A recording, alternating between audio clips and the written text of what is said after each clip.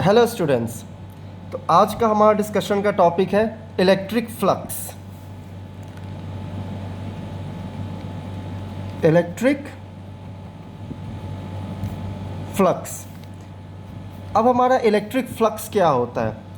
तो इलेक्ट्रिक तो आपको पता है कि इलेक्ट्रिक मतलब क्या हो गया, हमारे चार्जेस फ्लो।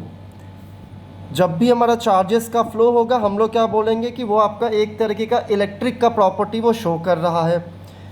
अब आता है बात ये फ्लक्स का मीनिंग, किस फ्लक्स का आपका मतलब क्या होता है। सो फ्लक्स को हम लोग सिंपल टर्म में डिफाइन करते हैं continuous movement through a point. मतलब फ्लक्स मतलब कोई भी चीज़ का जिसका कंटिन्यूअस मूवमेंट हो थ्रू अ पॉइंट। सो अब इलेक्ट्रिक फ्लक्स की बात कर रहे हैं, दैट मीन्स वहाँ पे कहीं ना कहीं आपका जो इलेक्ट्रिक फील्ड लाइंस है वो किसी पॉइंट से कंटिन्यूअसली मूव करेंगे। सो आखिरकार वो कैसे करेंगे? सो सपोज करते हम लोग कि हमारा यहाँ पे एक पॉइंट चार्ज है पॉजिटिव।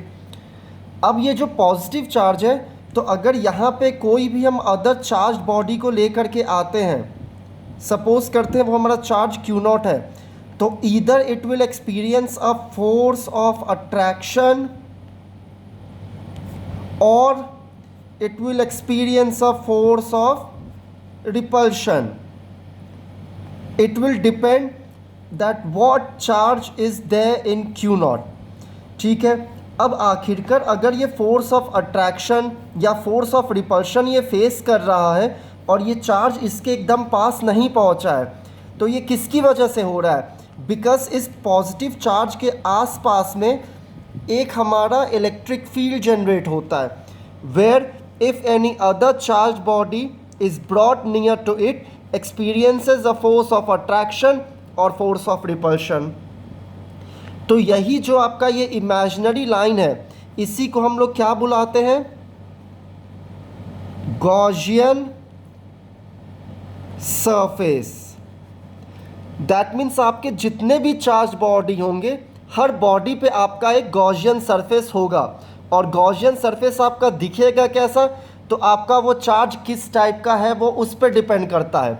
फॉर एग्जाम्पल, अगर आपका एक स्ट्रेट वायर है तो फिर उसका जो गॉसियन सरफेस होगा it will be in form of a cylinder. Gaussian surface का मतलब कि वैसा सरफेस जो अपने अंदर चार्जेस को पूरी तरीके से एनक्लोज कर ले। एग्जाम्पल मान लो कि आप अपने घर में हो, ठीक है, तो आप एक चार्ज हुए और आप जिस कमरे में हो वो कमरा क्या काम कर रहा है? आपको पूरी तरीके से एनक्लोज कर रहा है। तो दैट मीन्स वो कमरा हो गया, that will be your Gaussian surface. ठीक है। तो हम आगे बात करते हैं फिर इलेक्ट्रिक फ्लक्स को हम लोग डिफाइन कैसे करते हैं। So electric flux is defined as number of electric field lines passing perpendicular through a Gaussian surface। अब इसमें जो आपका कीवर्ड है वो आपका कीवर्ड क्या है? परपेंडिकुलर। दैट मीन्स जब भी आपका इलेक्ट्रिक फील्ड किसी भी गॉसियन सरफेस से पास करेगा तो it should always pass perpendicular. Perpendicular is the keyword. अगर आप परपेंडिकुलर मेंशन नहीं करते हो तो आपका इलेक्ट्रिक फ्लक्स का जो आंसर होगा या जो डेफिनेशन होगा वो आपका गलत हो जाता है। अब हम बात करते हैं इसका आखिरकार हमारा डायग्राम कैसे बनेगा। तो हमने सपोज किया कि हमारा ये क्या है? थिन शीट है, ठीक है, of surface area A. Thin sheet है, रेक्टेंगुलर फॉर्म में है, it can be any arbitrary form, मतलब वो किसी भी फॉर्म में हो सकता है। हमने बस अज्यूम किया है कि ये हमारा एक रेक्टेंगुलर फॉर्म में है जिसका हमारा सरफेस एरिया कितना है? ए है। तो दैट मीन्स अगर मैं इसका गॉसियन सरफेस अब बनाना चाहूँगा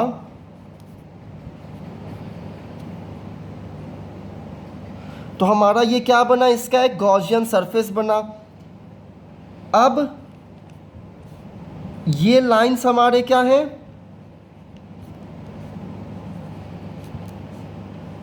इलेक्ट्रिक फील्ड लाइंस, मतलब electric field lines, and this lines are passing perpendicular through the Gaussian surface. एक और इसका एग्जांपल हम लोग लेते हैं कि सपोज किया कि हमारे पास एक पॉइंट चार्ज है, तो पॉइंट चार्ज का आपका गॉसियन सरफेस कैसा बनेगा, कुछ इस स्ट्रक्चर में बनेगा। अगर हमारा point charge at the centre रखा हुआ है तो फिर अब हम इसमें कैसे डिफाइन करेंगे, so electric field lines passing perpendicular through the Gaussian surface. मतलब कि आप देखोगे, अगर अज्यूम करो कि हमारा ये जो स्ट्रक्चर है हमारा 2D है, अगर आप 3D में देखो तो ये हमारा एक गॉसियन सरफेस हो गया, और गॉसियन सरफेस से आपके कितने number of electric field line pass कर रहे हैं परपेंडिकुलर, ये हमारा क्या बताएगा, उसका इलेक्ट्रिक फ्लक्स। अब इलेक्ट्रिक फ्लक्स को हम लोग डिनोट किससे करते हैं, it is denoted by phi, theta नहीं फाई, ठीक है। अब हम फाई को कैसे डिफाइन करते हैं, that electric flux phi is equal to E dot D A cos theta, ठीक है। अब जब मैंने यहाँ E dot D A cos theta लिखा है, दैट मीन्स हमने यहाँ पे स्मॉल एरिया लिया है। तो अगर हमने यहाँ पे स्मॉल एरिया लिया है तो दैट मीन्स हमारा जो फ्लक्स होगा वो भी हमारा क्या होगा, स्मॉल होगा।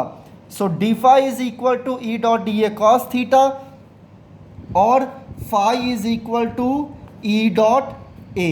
ये हमारा डिनोशन किसका हो गया, इलेक्ट्रिक फ्लक्स का। अब जो इसके बाद स्टूडेंट्स हमारा जो नेक्स्ट कॉन्सेप्ट है वो है हमारा गॉस थ्योरम। गॉस थ्योरम भी बहुत ज़्यादा इलेक्ट्रिक फ्लक्स जैसा ही मिलता जुलता है। सिर्फ डिफरेंस क्या है गॉस थ्योरम में कि इलेक्ट्रिक फ्लक्स में आपके सिर्फ इसकी बात की गई है, number of field line passing perpendicular through a Gaussian surface, कि किसी भी सरफेस से कितनी फील्ड लाइन आपकी परपेंडिकुलर पास करेंगी। लेकिन आपका गॉस थ्योरम क्या बोलता है, फॉर एनी चार्ज डिस्ट्रीब्यूशन, मतलब कि किसी भी टाइप का अगर चार्ज डिस्ट्रीब्यूशन होगा तो the total flux linked is equal to 1/ε0 times the charge enclosed. इसका मतलब क्या हुआ कि आपका किसी भी टाइप का चार्ज डिस्ट्रीब्यूशन हो। अब किसी भी टाइप का चार्ज डिस्ट्रीब्यूशन मीन्स आपका क्या हो गया, प्रीवियस वीडियो लेक्चर से मैंने आपको बताया था 1D फिगर, 2D फिगर और 3D figure. That means linear charge distribution, area charge distribution and volume charge distribution. मतलब इन तीनों चार्ज डिस्ट्रीब्यूशन में से कोई भी अगर चार्ज डिस्ट्रीब्यूशन होगा तो उस चार्ज डिस्ट्रीब्यूशन पे जो टोटल फ्लक्स होगा वो किसके इक्वल होगा, 1/ε0 टाइम्स द चार्ज एनक्लोज्ड, या फिर हम क्या बोल सकते हैं 1/ε0 times the total charge enclosed. हम ये दोनों बात बोल सकते हैं, ठीक है। अब इसका मतलब, अब इसको हम फिर कैसे नोट करेंगे, दैट मीन्स हमारा ये क्या था, फ्लक्स, और हमारा फ्लक्स किसके इक्वल था, ई डॉट डी ए, इंटीग्रेशन कहाँ तक, सरफेस एरिया एस तक। अगर मैं ये इंटीग्रेशन साइन नहीं लगाऊंगा तो मैं इसको कैसे लिख सकता हूँ, flux phi is equal to E dot A. तो यहाँ तक तो हमारा ये इलेक्ट्रिक फ्लक्स जैसा ही हुआ, that flux phi is equal to E dot D A. अब गॉस थ्योरम के अकॉर्डिंग वो किसके इक्वल हो जाएगा, so it will be equal to Q by epsilon naught. That means the total flux linked will be equal to 1 by epsilon naught times the total charge enclosed. और यही हमारा क्या state करता है, Gauss theorem. So electric flux phi is equal to E dot A या फिर phi is equal to E dot DA cos theta, where as Gauss theorem it will be flux phi is equal to Q by epsilon naught. तो ये था बेटा हमारा Gauss theorem का concept. Next video lectures में मैं आपसे application of Gauss law discuss करूंगा कि गॉस लॉ के आखिर का प्रैक्टिकल एप्लीकेशंस हमारे क्या हैं. Thank you class.